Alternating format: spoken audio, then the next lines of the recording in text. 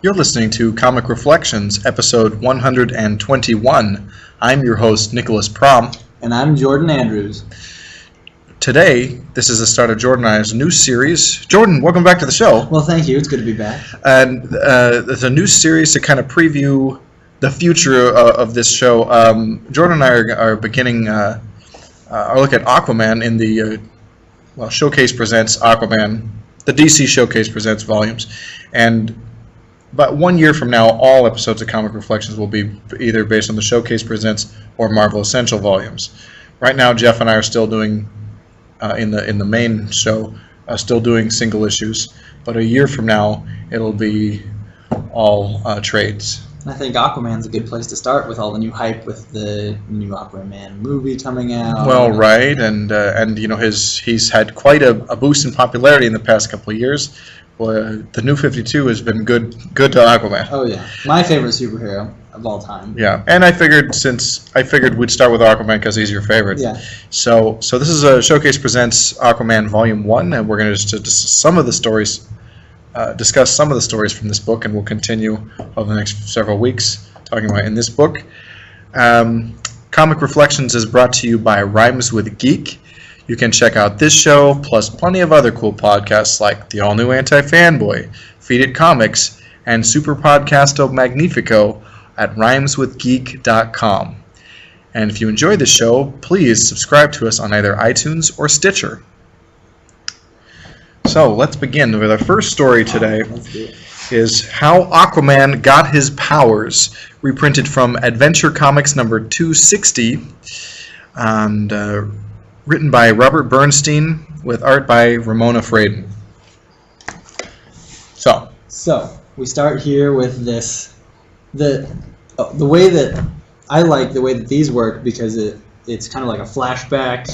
The splash panel will kind of give you a bit of a spoiler. Kind of a spoiler, or sometimes a misleading kind of look into the story. Yeah, build some suspense a little. Well, yeah, and a lot of, Aquaman didn't have any cover appearances until like 1960, for a character that was around for since 1941. Yeah, that's kind of crazy, But a lot of stories that were cover featured the cover would kind of sell a story in a sometimes misleading way as well. And this is actually a formula that DC milked quite well. Marvel just doesn't do that. That makes sense. But it's okay. Yeah, that's fine. So in this one, I thought it was hilarious because we have the typical deadbeat dad forcing his kid to do something that he doesn't want to do. These swordfish are about to spear Aquaman in the chest. Is he a deadbeat dad? He is there. Well, right. I just mean like the dad that forces the kids to play football when they don't want to play football, and the living vicariously thing. These swordfish are about to spear him in the chest, and he's like, "You've got to project your thoughts, right? So you can be king of the sea." So I want to say this. I think before as we were getting ready to do this show, when we were kind of spitballing the idea around, you were thinking that this was the earliest Aquaman stories, right? And Aquaman. This is just Silver Age stuff. But it's a fine jumping on point. The Silver Age is, Jeff frequently says, the golden age for me. It's personally my favorite period in comics in general. Aquaman was created by Mort Weisinger and Paul Norris, and first appeared way back in More Fun Comics number 73 in November of 1941, 2 years after the Submariner. Yes, so just let's make that clear that Namor is the original, but even though Aquaman is still fun. Oh yeah. And really, they are so different from each other. Other than they are, the aquatic superhero who is king of the seven seas. But that's where the similarities end. It's sort of like the Justice League and the Fantastic Four, right? Wasn't the Fantastic Four a reaction to the Justice League? Yeah. And even though they're very different, they are very different and very different on purpose. The Avengers really was trying to be like a Justice League, but still quite different, right? At least initially. Aquaman didn't have a cover appearance until The Brave and the Bold number 26 or 28, which is the first appearance of the Justice League. So he's sharing the cover with the Martian Manhunter and Wonder Woman, the Flash, and Green Lantern in February or March of 1960.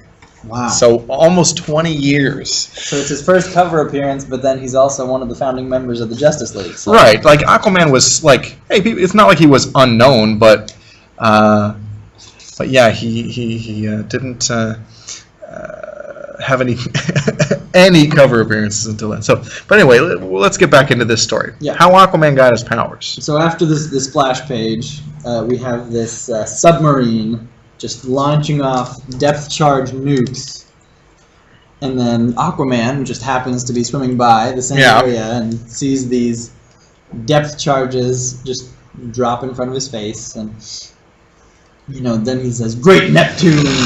I love that. That's so funny. Yeah. It's lucky I was patrolling, and it's always lucky. Yeah. I was patrolling these waters, and all of a sudden depth charges fall right in front of my face.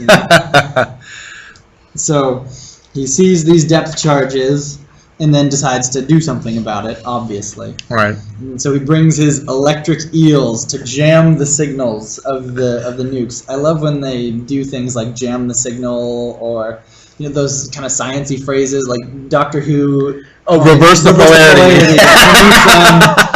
I love those sorts of phrases. Oh my gosh, and that's probably my favorite Doctor Who, John Pertwee, the third Doctor. Reverse the polarity, that came from him. Well, yeah, his catchphrase. Yeah. So I love when they kind of sciencey, or at least sciencey sounding, even though not really. Well, and science fiction, which is what this is. Exactly. I mean, pseudoscience abounds. It's I think a better term is speculative fiction.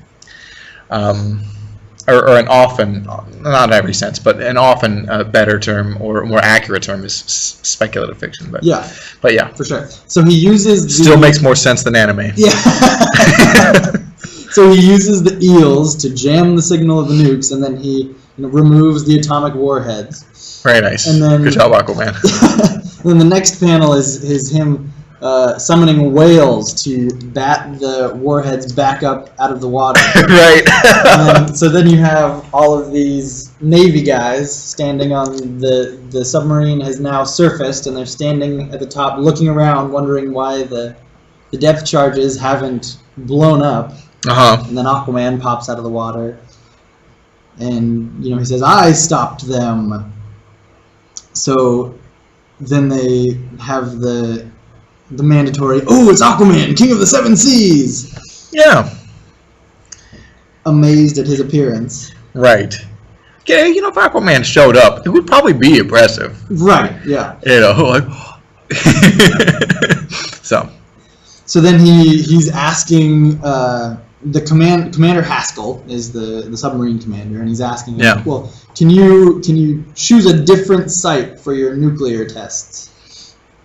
And then they do the back and forth political thing. Well, these are our orders. This is what the Navy deliberately chose this area. And Aquaman is being super stubborn. Mm-hmm. And then Haskell says, "Look, Aquaman, it's a top secret submarine. It can travel 250 miles an hour. These are my orders." And so Aquaman kind of brings him in and says, "Okay, I guess I'm going to have to tell you how I got my powers," as if that relates at all. Right? To the depth charge bombing. Oh, here we go. So here's what goes. The depth charge thing, this is the framing sequence that gives us the reason for Aquaman to just give this exposition. Huge, long story. And we'll come back around this, but go ahead. Yeah, so then Haskell says, "Oh my goodness, you've never told anybody about your origin. How am I so lucky?" But, at the same time, there's like 10 other sailors on the submarine deck that we're kind of forgetting even exist. But that's okay. Right. So then he says... Minor details. Yeah, minor details. That's okay. It started more than 20 years ago on a lonely island. And then this is probably one of my favorite moments, artistic-wise, in this issue. Is the... This is... Remember, originally this is one feature in a title that would have had several stories. Gotcha. So with this story... Yeah, and would Ramona Fradon have done all of the art for every... No. In fact, Adventure Comics, the cover story would have been like a Superboy story or a Legion of Superheroes story, I think. Okay. But I love this panel where Aquaman's father, Tom, right? Tom Curry? Sure, yeah. I think that's right. Is shining this floodlight into this raging ocean, and I don't know why, but I'm just so drawn to these lines here because, you know, it kind of paints this picture of this woman struggling in a raft. Yeah. But it's very kind of vague, and then all the other details are just so striking. Yeah, Ramona Fradon's stuff is really crisp. I like her inks. And you know, a lot of people didn't ink their own work. It just depends on the artist, but a lot of times you have a penciler and an inker. Things work in a very assembly line kind of way. And I don't know because all these are in black and white, but she did her own inks as well. I believe so. I mean, usually when the credits list an if there's an inker, it'll be like, you know, penciler first, and then the second person was the inker. But she's listed just as the artist, so gotcha. I'm assuming she inked her own pencils. But yeah. Okay, so he says, as he's looking out at this woman, "I'll be hornswoggled," and I love all of those old sort of semi-pejoratives, but not quite. Yeah. Kid-friendly. Yeah. Hornswoggled. Things that people don't really say, but they're kind of like what people say, or it's just so old-timey. Right. Yeah. Right. So anyway, it just takes you back to a time before I was born. 40 years before. 30, I guess. So his father sees this woman in the raft struggling, and he wonders how she could even survive because there's this huge squall, this big storm out in the ocean, and then she washes up on land. So he goes and gets her and asks her about where she came from and how she could live through it, and all she says is, "My name is Atlanta. That's all I come from very far away. You know, that's all I can say." Okay. And so the next panel is he's standing in front of his lighthouse, and she is sitting at the edge of this dock with the baby Aquaman in her arms, kind of just staring out of the sea. And that would raise a few red flags for me if I was Tom in that situation. Right. But he asks himself, why does she sit there for hours staring at the sea? Right. You know, I guess that's just her. But Aquaman remarks that something was strangely different about my mother. My mother was a saint. Oh. Then the very next panel is apparently Aquaman gets dropped over the side of a boat, and as a baby, I think they say 6 months old, 10 months old. He fell over the side of a boat, and apparently, you know, his dad is freaking out, but his mom's like, "Oh, look, he's fine. He's swimming." Mm-hmm. He's 10 months old, swimming. And then a different time, at the age of 2, he was swimming and struck his head against a derelict. So some, you know, ship just floating by. Mm-hmm. And he fell to the bottom for hours. Mm-hmm. And so his dad dives down to look for him, and he's just sitting there playing ball with a turtle. Okay. That's normal. Sure. And next we have him playing with sharks. Yeah.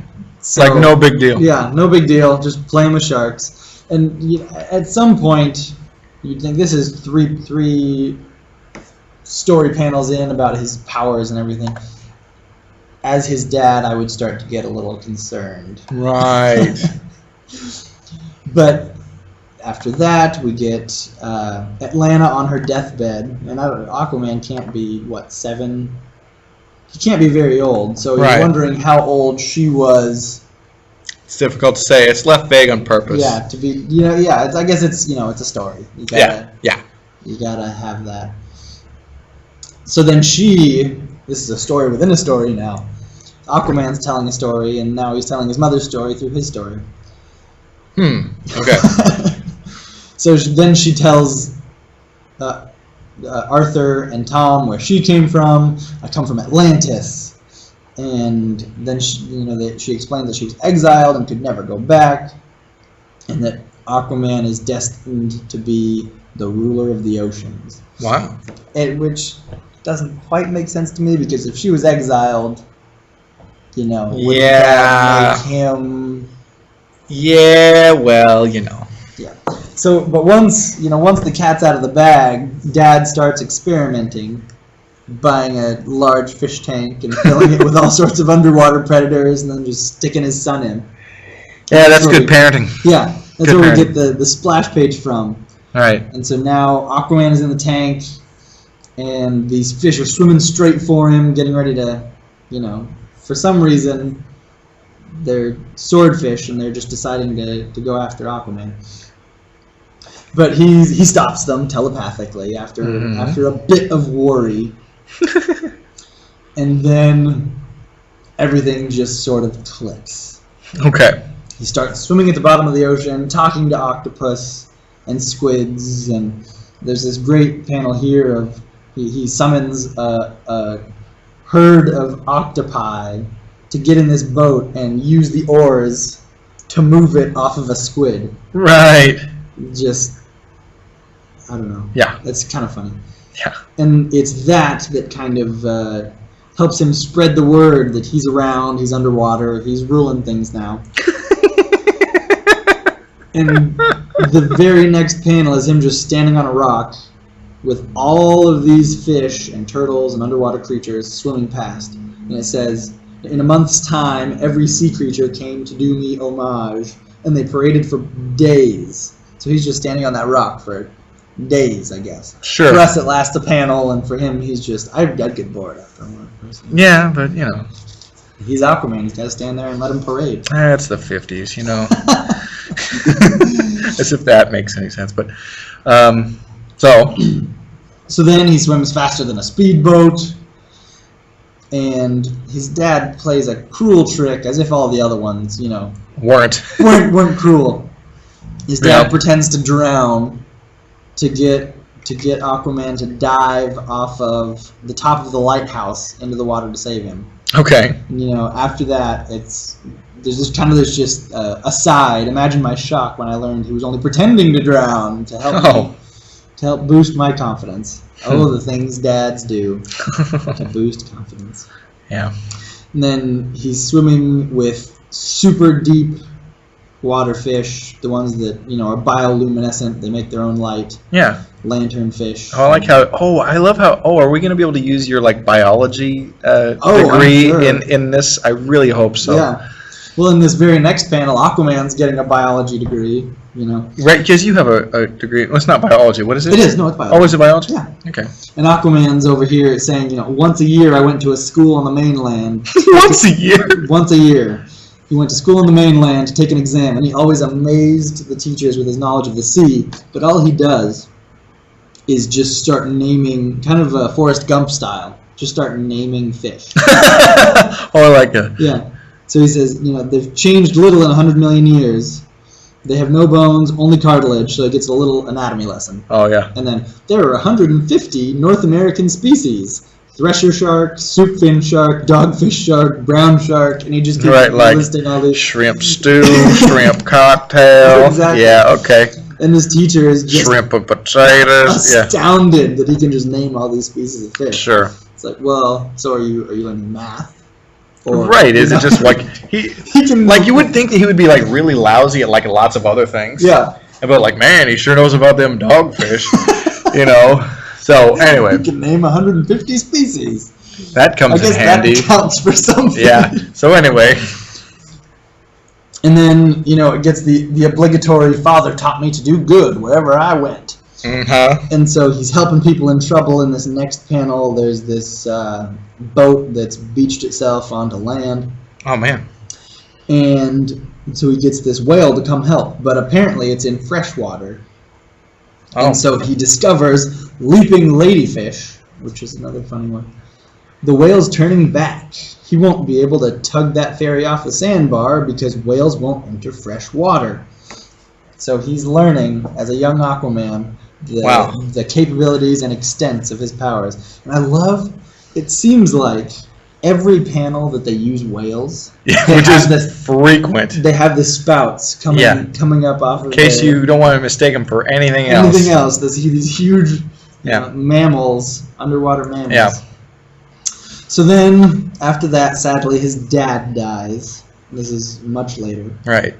And he was buried at sea because he spent half of his life there. Buried at sea? Just dumped in the water, right? Okay, that's... Okay. That's how he would have wanted it. You know, I kind of understand the... If you get cremated and have your ashes sprinkled in the ocean or whatever, that makes more sense. But just dumping a huge coffin off the side of a boat just to sit at the bottom. Do people do that? They must have. I don't know much about that, but okay. I guess to each their own. Yeah. To each their own, and that's the end of his story. Do we have any resolution about the depth charges and the nuclear test? We're getting there. That's just the end of his story to Haskell. Okay. And so Haskell says, "I appreciate you trusting me with that. Me and everybody else on the top of the submarine here." But what does that have to do with the atomic depth bomb tests? So then Aquaman says, "Okay, I'm going to whisper this last part into your ear because, I guess they just needed an origin story."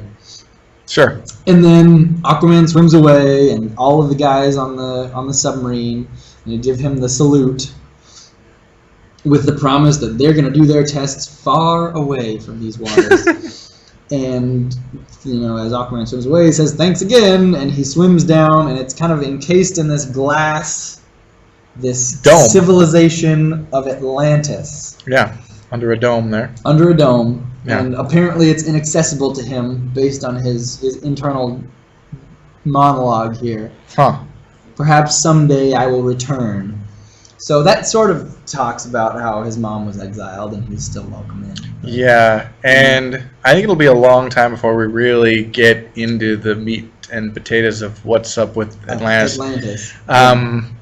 So, yeah. But then it looks like if on these little strips of road that sort of lead into the dome, it almost looks like little cars. Huh. Well, okay. So, who knows? So the next story we have is Aquaman Duels the Animal Master, reprinted from Adventure Comics number 261. The writer is unknown, but Ramona Fraden did the art. And the funny thing about all of this first section that we're doing here is all of the art except for one issue is done by Ramona Fraden. Yeah. And all of the credited writing is done by Robert Bernstein. So right. I mean, it's quite possible that he wrote them. Yeah. But at this time, this is still, I think this is the late 50s that these particular stories are. There just isn't a whole lot of record keeping, and it's kind of not. And even the record keeping that is kept, it's certainly not complete. So that improves over time. Yeah. It could be Robert, it could not be. We don't know. The world may never know. Ask Mr. Owl. Just bite us. Yeah. So go ahead. Let's. Okay. So we start here with the splash page of the Animal Master with all of his animals. Jungle animals. Yeah, jungle animals, land jungle animals, surrounding Aquaman, and it looks like an octopus. Mm-hmm. That's about it. And this super shallow water saying, "You're trapped, Aquaman." Yeah. And then we move on to some backstory about the Animal Master, where I guess he's a big top circus act. Uh-huh. And everybody's applauding him because he's just fantastic. And I don't need their applause. I am the greatest animal trainer, and all I want is money. So, real shallow desires there, but yeah. So then he releases his animals onto the circus goers to do this big burglary job. Mm-hmm. And he corners a couple of armored truck guys. Okay. And gets them to hand over the keys, and he drives away in this armored truck loaded with cash. Mm-hmm. And then dumps it for a boat. So the police find the getaway car next to a marina, and they assume, okay, he must be traveling by sea. Let's call Aquaman! Of course! And enter Aquaman on a whale with a spout again. So Aquaman catches up to him, but Gustav the Great, as this animal trainer is named, hears that Aquaman is coming for him on the radio. Okay, on the radio! On the radio. So he pulls out his gun and starts popping off rounds at Aquaman from distance. Mm-hmm. Doesn't hit him. And then Aquaman uses this great... Apparently he can't jump yet or do any of the stuff that he's known for now in the New 52, but he uses his whale's spout to kind of propel him onto Gustav's boat. Yeah. And then in midair just gets this big pop off on Gustav's face. Yeah, it really punches him in the face good. Yeah. Drops the gun. And you'll notice a lot of these stories, you don't see him punch anybody or anything. He usually has as an animal to do all the work for him. But I guess getting shot at that's his limit. Right. Shoot at me, I punch you in the face. Yeah. So then Gustav is immobilized, and Aquaman tosses the cash from the boat into his whale's mouth, which they call the seagoing armored car. What? His whale is the... So okay. It's wah wah, that kind of... Okay. Corny stuff. And on Gustav's radio, Aquaman hears of this plane that crashed into a squall, they say. Mm-hmm. So Gustav is in the boat. Aquaman disables the boat's engine and kind of just leaves him there. Mm-hmm. Takes off to find the plane. Nice. And, he helps the plane out and summons his... he summons some of his giant squid friends, he calls them. Of course. To keep the plane afloat until help arrives, because apparently he's something other than help. Okay. But then he heads back to Gustav and finds, to his dismay, the boat has completely broken up. These huge waves come and take out the boat, and there's no sign of Gustav. Okay. And so he's thinking, I'm too late. He's dead. I better just go home. Okay. But apparently he's wrong, because Gustav is clinging to some fragments of the boat for dear life, with only his hate for Aquaman to sustain him. Okay. So for days he's, floating around in the middle of the ocean, ends up on land with a full-grown beard now. Right. And he's just full of hate for Aquaman. Okay. You'll pay for ruining my plans. I would have gotten away with it too if it weren't for you. Meddling kids. Oh, man. And your sea creatures. Right. Okay. So then he begins... Oh, he finds this leopard in a trap. He's walking around the island trying to get his bearings. He finds this leopard. Gustav. Yes, Gustav. Yeah. In a natural trap. So they want to make sure that we know that nothing else is going on here. There's no other people. This leopard just fell into a natural trap. And that's when it hits Gustav. I know how I'll get my revenge on Aquaman. So he starts training this leopard. And not long after, he trains the leopard and then decides, I'm going to get one of every species of animal on this joint and train them all so that I can get my revenge on Aquaman. Okay.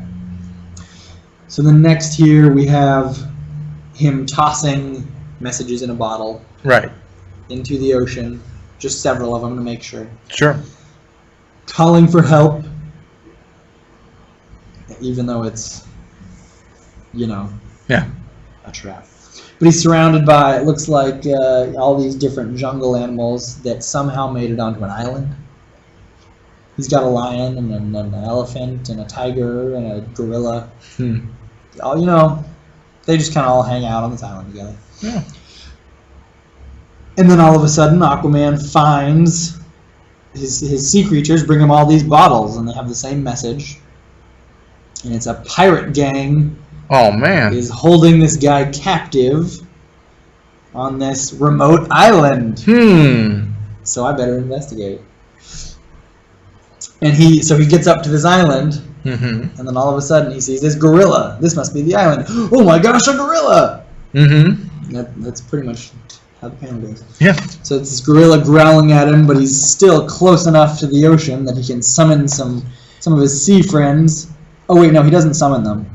They're just there. All of a sudden they're just there, and Aquaman has no idea what's going on, but the gorilla's getting frantic, and so Aquaman dives underwater to find his eel friends clinging to the legs of the gorilla, shocking him. It is weird to see a gorilla like waist deep in water. Yeah. So anyway. You don't usually, you usually see them on the ground or swinging through the trees. Yeah. They don't usually. Apes and monkeys, in water, you don't see them together. Yeah. But anyway. Sometimes in certain species, like I think it's Japanese monkeys, they'll wade through water, and it's really funny to watch them. Huh. So the ape is dispatched, or the gorilla. The gorilla is dispatched by the eels, and we don't really see much of him. We don't know what happens to him. Yeah. We'll just assume he's alive. Incapacitated. Yeah, but fine. Yeah. And then it says on the shore a bit later, and it shows Gustav thinking, oh, he beat my gorilla, but I've got more in store for him. Mm-hmm. And the water just keeps getting shallower and shallower as he gets deeper and deeper into the jungle to look for this pirate guy. Mm-hmm. And that's when Gustav thinks he has him. So he sicks his massive elephant, who is aptly named Jumbo, to go crush Aquaman under his feet. So we've got the elephant trying to crush Aquaman, and then behind him, Aquaman sees Gustav. Oh, you're alive. Yeah. And Gustav exclaims, I'm the ruler of animals! The elephant is about to crush Aquaman, but then these lanternfish come and shine bright lights into the elephant, and now the elephant is dispatched. Yeah, I want to point this out, because I think this is the first of many examples of, like, that wouldn't work. Right. Like, it just doing things beyond the natural kind of special abilities that animals do have. Yeah.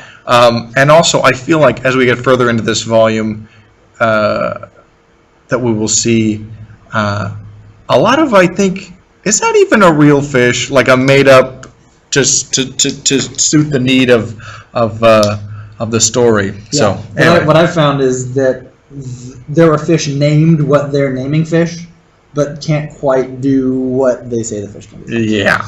So these lanternfish that belong in the super deep depths of the ocean are somehow now in shallow water and just fine. Sure. And shining giant beams of light into the elephant. Okay. Then he sends his lion to get him. And as rock breaks scissors, octopus beats lion. And right! And the octopus wraps the tentacles around the lion's snout and incapacitates him.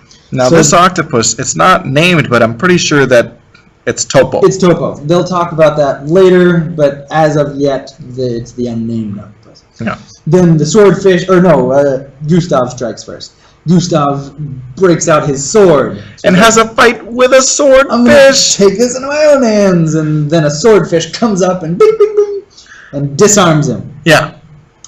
And then the last animal we have is a buffalo carrying coconut bombs. Of course. Of course. But oh no, the coconut bombs fall into the river. Oh man. And Gustav is flabbergasted. Oh no, how did that happen? And Aquaman says, I made him do that. Because he's a water buffalo. Oh, wah, wah, wah. Lame. Grown. Well, and here's the thing, though. If Aquaman can control... I don't understand. If he can control sea animals, why can't he just control any old animal? In the New 52, they correct that. He can telepathically send signals to any animal. Yeah.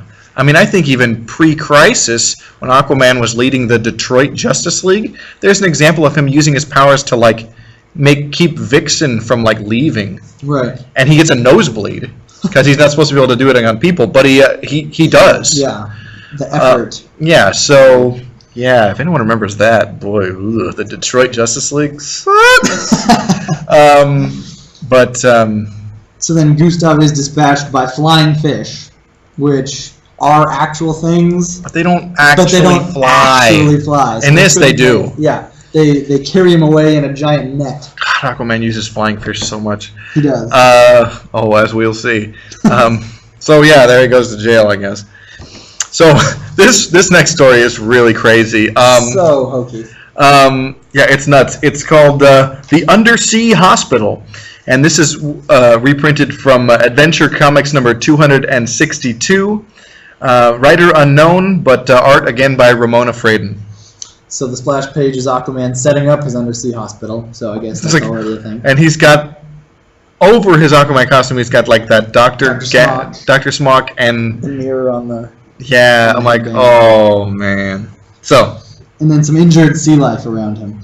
So he knows this, and now hear the name Topo.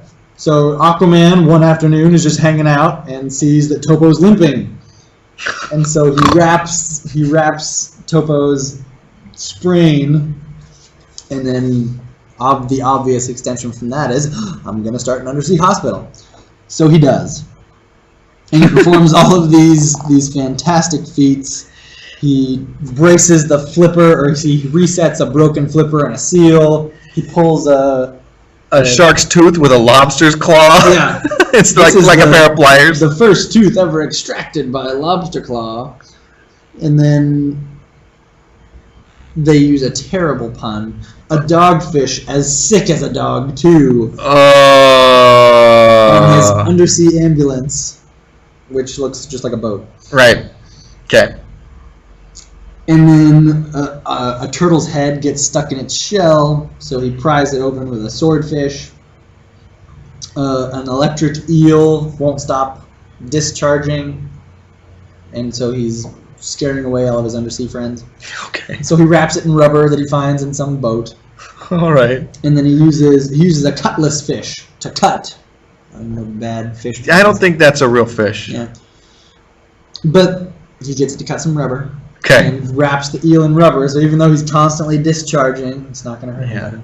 But I've seen him use like a sawfish to cut through stuff, saw things, yeah. Or a hammerhead shark to use like a hammer. I'm like, that's not how it goes. Yeah. Sometimes it's just a shape. Right. That's it. But they got to just be punny. Oh God. So now we've got this huge whale with a fever so high it's spouting steam. So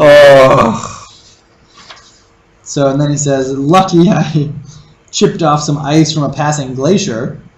That would be like it had an oven on the inside of it. Right.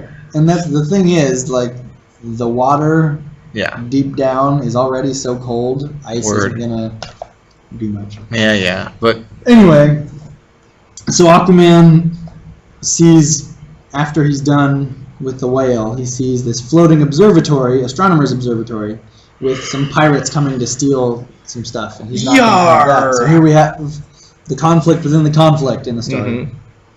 So Aquaman does this thing, creates this whirlpool, and then gets so tired after creating this whirlpool and making these pirates dizzy, he kind of just lays there.